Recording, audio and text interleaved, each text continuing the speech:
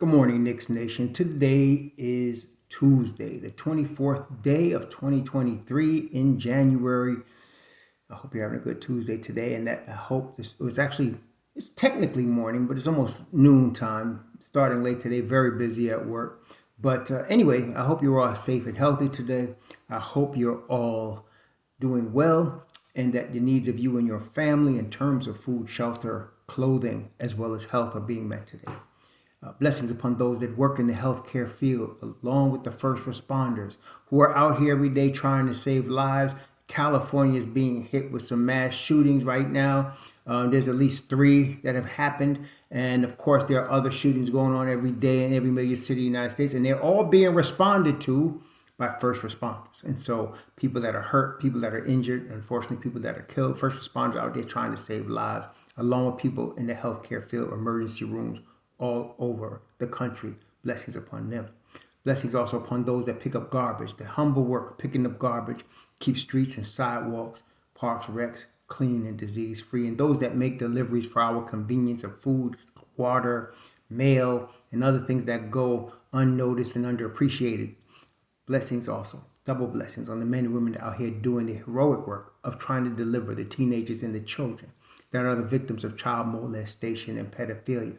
The victims also of prostitution and child prostitution. The victims also of pornography and child pornography and of human trafficking and sex slavery. Double curses on those who are the perpetrators of these things. Double curses on those who are the profiteers of these things, and double curses on those perverts that create this heinous, disgusting industry. Finally, blessing upon those that are homeless.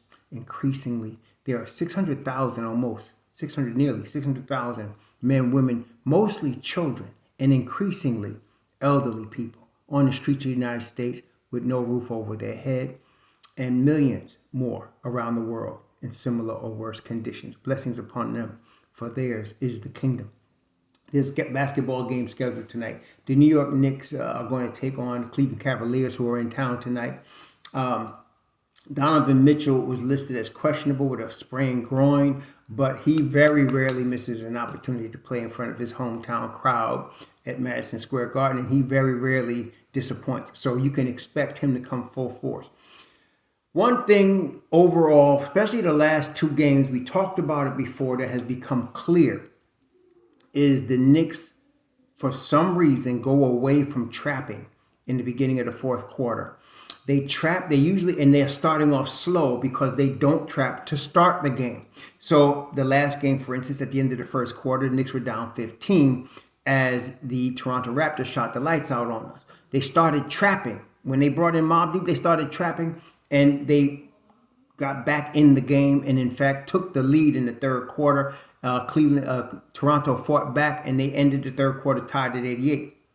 They did not start the fourth quarter trapping, and Toronto and previously the Hawks went on runs at that time, getting into the middle of the floor, getting into the key area, and then, of course, killing the Knicks in that area. So I'm expecting an adjustment. One thing about Tom Thibodeau, he never gives away what he's going to do. He'll say we need to improve. He'll say we got to work on it. We got to get better. He never gives away what he's getting ready to do, because other teams are listening too, and they'll make adjustments for his adjustments. That's what happens. So I am expecting more trapping beginning in the fourth quarter. Some people have said, and I've been resistant to accept anything concerning fatigue as a problem with the Knicks, but it could be starting the fourth quarter with the starters presents some fatigue areas.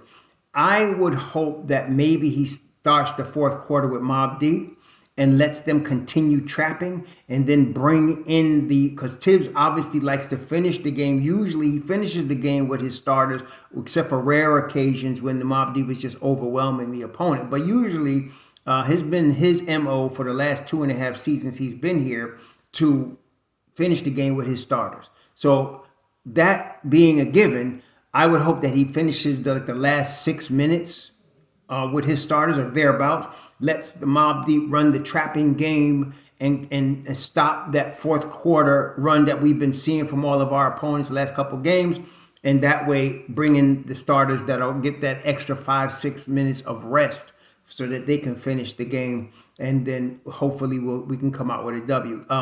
This game is going to be tough to win. The Knicks are in a tough part of the schedule without Mitchell Robinson, possibly without Emmanuel Quickley as well. We still don't know about Emmanuel Quickley in terms of his availability. He has been questionable tonight.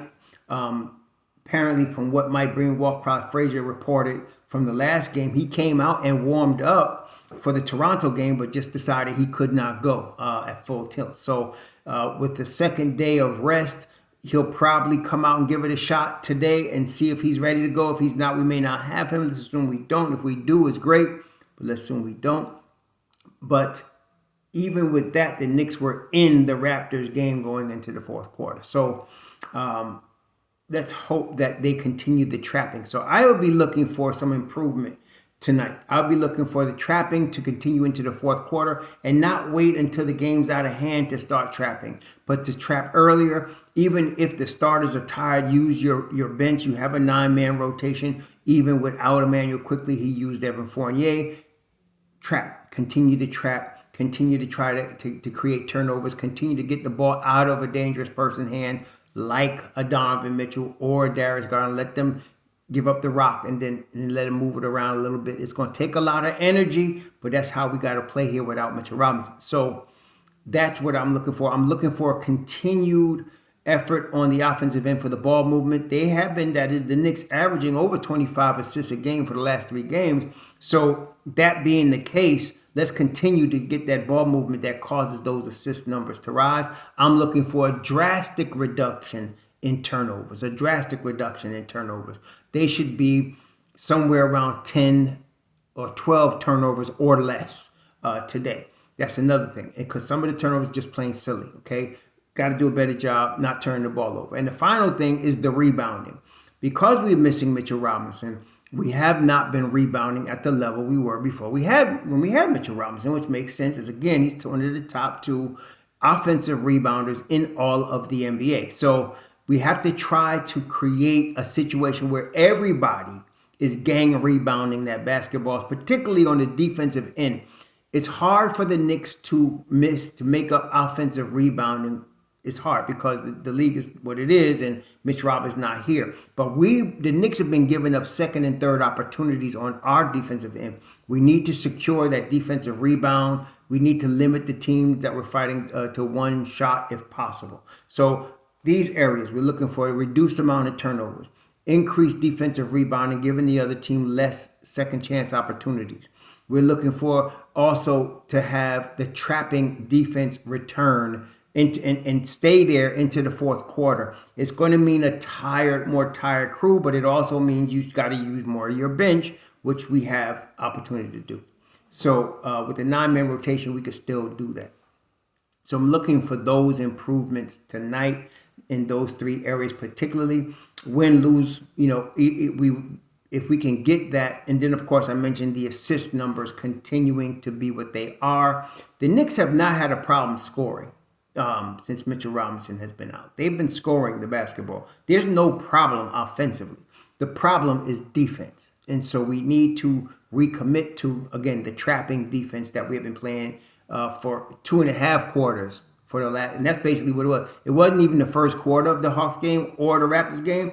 It was after that, and it was into the third quarter, and then in the fourth quarter they stopped. So basically like 2.5 quarters they've been doing defense on the trapping level. We need more of that Rick Pitino old style Knicks trapping defense, 94 feet. And again, we need to use all 9 guys to be able to accomplish that. So even maybe 10, but Thibs likes to stick with 9, but we'll see what happens. Maybe even 10 if he wants to go with Shiv or D Rose along with Evan Fournier. So we'll see what happens there, but that's what I'm hoping to see tonight. If we do that, the Knicks should be in the game. Again, the last 2 games, they were in the game. They were not blown out. They were in the game until the fourth quarters. And so that's the adjustments that need to be made, in my view, for the fourth quarters. And let's hope that takes place. Second thing we want to talk about today is the trade deadline coming up. And there's a lot of rumors flying out there. To be quite honest, I pay very little attention to the rumors. 90% of them, if you really were to follow them, 90% at least, I'm being conservative, are false. Okay, so most of the rumors are not even worth discussing. I myself don't have the time to discuss fantasy basketball, and so that's what most of it is. Now, what I look at when we're talking about trades, who might the Knicks trade, and what do they need? So right now we're obviously missing Mitchell Robinson. Okay, we're not going to get a starter in the trade market right now at the 5 spot. Okay, at least not cheap. We're going to use what we have to get one cheap because we have Mitchell Robinson. He's not gone forever. He's gone for a couple more weeks. And then we have Sims, right?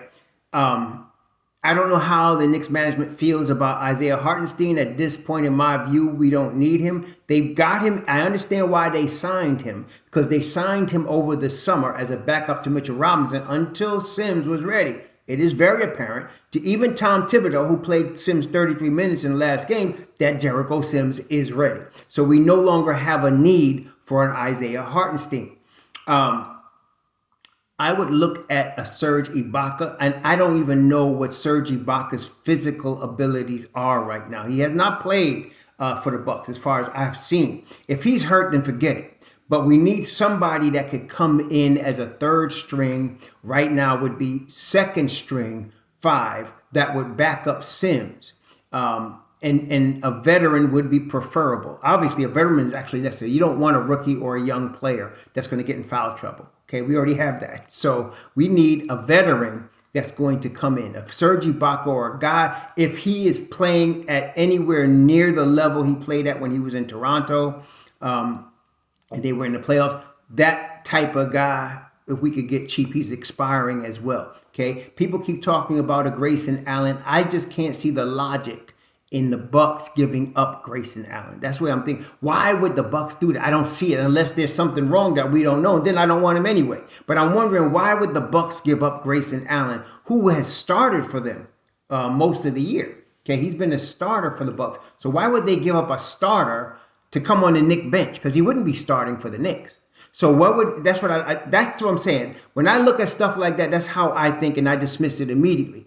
To me, the only guys that the Bucks could use right now would be guys they'd be willing to get to give up a Serge Ibaka, who's hardly played for them, or a guy like a George Hill, another veteran who, he's been on many teams, and he could help playoff teams, and he could sit on the next bench and not complain, and then you could use him when you need him. Okay, that's the type of thing. Grayson Allen starts at the 2 guard for them right now.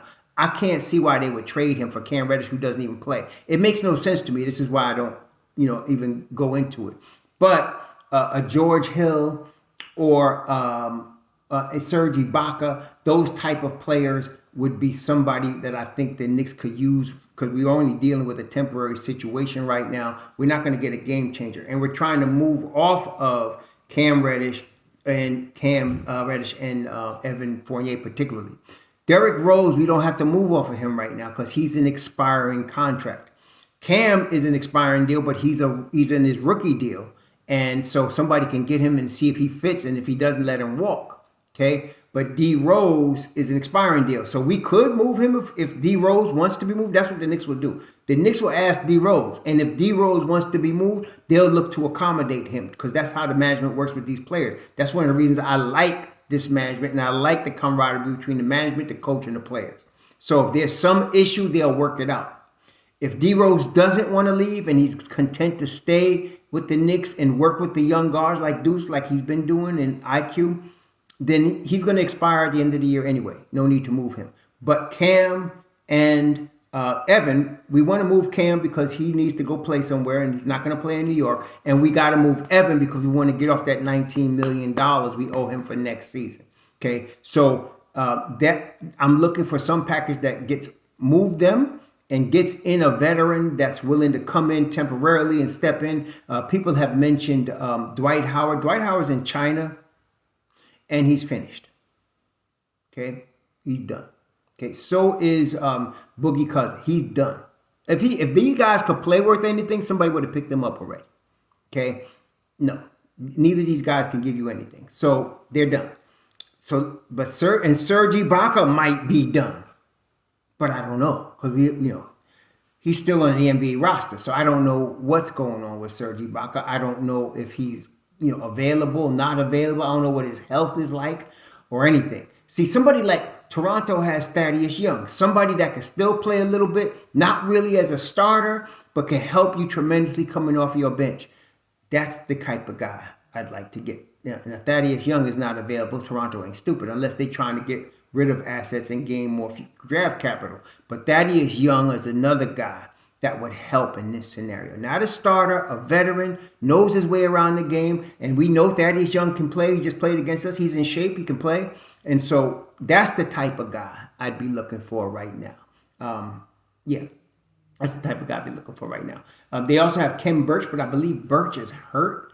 Looking here, I think Birch is not listed on in the injury list. So Birch is another guy. You don't necessarily want to start him, but he can help you at the end of your bench until your starter comes back. Okay, so that's the type of things we're looking for. The bigger moves, and most people just don't get this because they're like gamblers and they can't help themselves.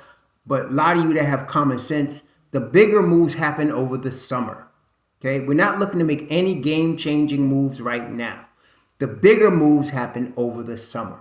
Okay, so if you're going to make a huge trade for the Knicks, it's probably summertime. That's when you're going to look at those things. Look at what's available in terms of superstars, who's available, what you might have to give up, what GMs have to move a guy because he doesn't want to play for them anymore. That's when you're going to see these things arise after the season in the summer. That's when you start to evaluate what you have, what it's going to cost you, what's your draft capital like, what can you get for that draft capital. You start making those major moves in the summer. As I said before, I'd like this team to stay exactly as it is and go into next year. Because if you can go into next year with the same 9 dudes, you're going to win 50 games just from the continuity. Okay, just from the continuity sake. And some people don't understand what continuity is. That means you keep guys that are used to playing together and they get better because they used to playing together. Just like in the street, in that sense. It's like in the street. You get some old heads that have been playing together all their life and they can beat a lot of young kids because they know each other, been playing together their whole life. That's similar to what we're talking about. You get some guys that are used to playing 2 or 3 seasons together, and then that continuity creates more wins just because they know each other. Okay, the Knicks have had a problem with continuity because we keep trading everybody and trying to start over. That's why we don't want to make major trades right now. And again, let me just finish by telling you, Tom Thibodeau is going to finish out his 5-year deal. Some of y'all need to stop whining and get over it. Y'all enjoy your Tuesday. Let's hope the Knicks win tonight. Odds are against them, but let's hope they win because we're rooting for our team. Because what? We Knicks fans. Shalom.